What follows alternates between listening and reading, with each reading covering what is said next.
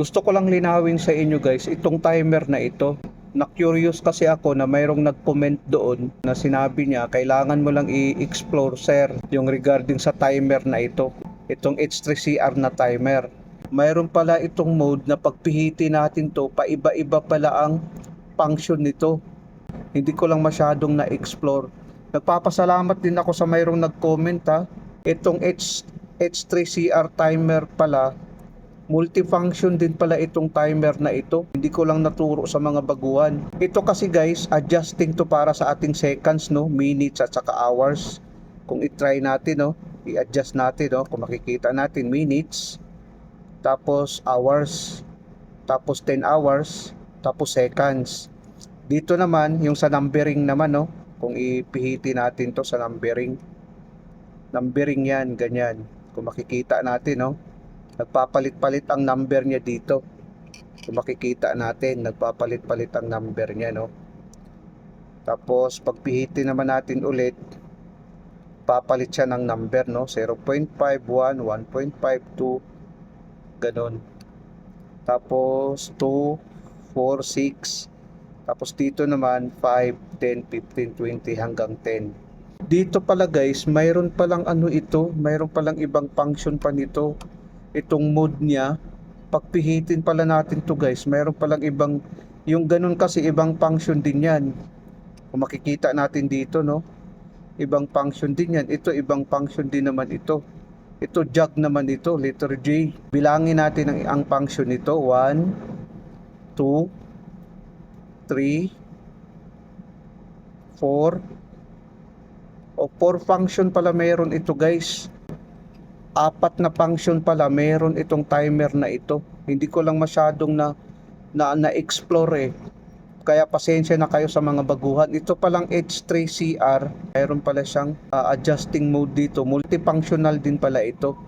Ang ginamit ko dito sa pag-wiring guys, itong commo natin na 8, kinabit ko sa number 6, no? Normally open, kinabit ko sa normally open. Ito namang sa 1, kinabitan ko rin ng kontakto sa normally open din na number 3. Kung makikita natin, number 3, no? Bali, mayroon siyang dalawang kontaktor. Ito yung sa number 3, ito naman yung sa number 6, kinabitan ko, no? Ito yung diagram niya sa timer niya, no? Ito yung circuit breaker natin, line 1, line 2 or neutral. Pag i-on natin tong circuit breaker guys, gagana ang timer natin. Ngayon sa contact naman niya, nakalagay sa normally open, no? Dalawang kontaktor ang ating ginamit. Ito yung diagram na sample diagram ko na aking kinabit para makita natin kung anong function ng timer na ito. Mayroon na kasi itong wiring guys, winiringan ko na kung makikita natin, no? Mayroon na siyang existing cable, winiringan ko na. Ito na yung wiring ng diagram natin. Ngayon ko lang kasi napansin, salamat sa mayroong nag-comment dahil ito pala ay multifunction timer pala ito. Ngayon nakalagay sa letter A, no? Letter A. Try natin, tingnan mo ang contactor. Yan, ino natin ang circuit breaker. Nakalagay siya sa 5 seconds, no? Ayan. After 5 seconds guys, gumana ang contactor natin. Ngayon i-off naman natin, no? Ilagay naman natin ito sa ibang mode. Pihitin lang natin to guys, no? Ilagay natin sa ibang mode. Tingnan mo ito guys. Ito guys, mag-on at saka mag-off ang contactor natin. I-on natin to. Ayan, no? On and off siya. Kung makikita natin. Ayan, no? Yun pala ang function niya guys. Ayan. Pwede rin to sa sa on and off na ilaw. Yung splasher. Ngayon, i-off muna natin to. I-try natin ngayon na atong ilagay sa 0.2 seconds, no? 2.5 seconds. Try natin. Tingnan mo. Mas mabilis ito mag-on and off. Ayan, no? Kung makikita natin. Yun pala ang function nito, guys. Hindi ko man lang naturo sa mga baguhan. Pasensya na talaga kayo. Ito pala ang function ng H3R natin. Ayan, no? Makikita natin. Ganun pala siya. Hawakan lang natin, no? Kasi lumuluwag siya. Kung makikita natin, no? Ayan, no? Ganun pala ang function niya. Ayan. Kung makikita natin, no, patay sindi siya. Ayan pala ang function nito. Ngayon, pag ilagay naman natin, in-off natin guys, no? Pag ilagay naman natin dito sa 5 seconds, 5 seconds guys, gagana siya tapos mag-off and on, no? Tingnan mo. Off and on siya. 5 seconds. Ayan. After 5 seconds, mag-on na naman. Multifunction pala ito guys, ngayon ko lang napansin. Kung makikita nyo, no? Ganun pala itong timer na H3CR. Akala ko kasi ang function nito ay on delay lang. Pasensya na po kayo guys ha. Hindi ko kasi masyadong na-explore sa timer na ito. Ngayon, itry naman natin ang mode na ito guys, no? Pihitin naman natin itong mode niya. In-off kasi natin tong ano in-off kasi natin yung circuit breaker.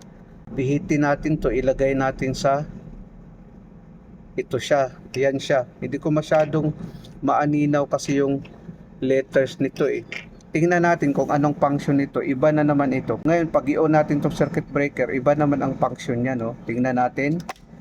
Ayan, no? Iba naman ang function niya, no? Tapos yun na. Ano na siya, naka-off na siya. Naka-off na siya. Mag-on siya after 5 seconds, mag-off siya. Ganun pala ang function niya. Ngayon, kung ilagay natin sa 10 seconds, ilagay natin sa 10 seconds, no? Tingnan natin, ha? Gagana siya after 10 seconds, mag-off. Tingnan mo, ha? I-on natin. Ayan, no? Gumana siya. After 10 seconds, guys, mag-off ang ating contactor. Yun palang ibig sabihin ito. Ayan, no? Maganda pala ang timer na ito. Off natin ulit. Try natin, no? Ayan, gumana siya. Tapos ngayon, ayan, nag-off siya guys after 10 seconds. Maganda pala ang timer na ito. Ilagay naman natin sa letter J. Ito letter J, ang ibig sabihin siguro ito, jog siguro ang ibig sabihin ito. Try natin i-on. Ayan. 10 seconds siya, no? Ngayon, tingnan natin kung ano ang function niya. Ayan, gumana siya, no? Tapos nag-off siya kaagad. Parang jog lang. Kung ilagay natin sa 5 seconds, parang jog lang siya, no? Kung makikita natin, i-off natin, try natin, parang jog lang, 5 seconds lang yan. Pag on niya, tapos mag-off ka agad siya. Jog nga lang siya, naka-jog lang. Tapos ito namang, pagpihitin naman natin tong letter A. Ayan, pagpihitin natin letter A, no? I-try natin.